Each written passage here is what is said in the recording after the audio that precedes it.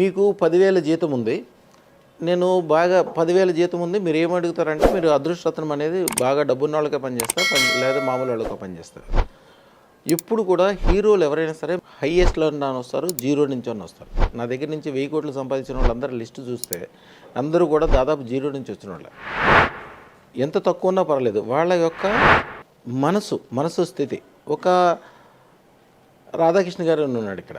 రాధాకృష్ణ గారు యాక్చువల్గా ఆయన పొద్దున్నే న్యూస్ పేపర్లు వేసుకునేవాడు. తర్వాత మధ్యాహ్నం పూట ఏమో కారు డ్రైవింగ్కి వెళ్ళేవాడు. ఒక ఆర్కిటెక్ట్ని నా దగ్గరికి తీసుకొచ్చాడు అదృష్టరత్నం పెట్టుకోసం కోసం.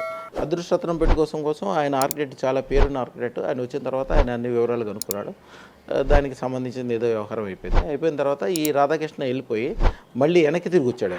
వెనక్కి తిరిగి వచ్చి సార్ నేను అదృష్టరత్నం పెట్టుకుందాం అనుకుంటున్నాను, నేను జీవితంలో బాగుపడదాం అనుకుంటున్నాను అని చెప్పాడు. 3 నెలలు కష్టపడి ఆయన జీతం తీసుకొచ్చి పెట్టుకున్నాడు. పెట్టుకున్న తర్వాత ఆయన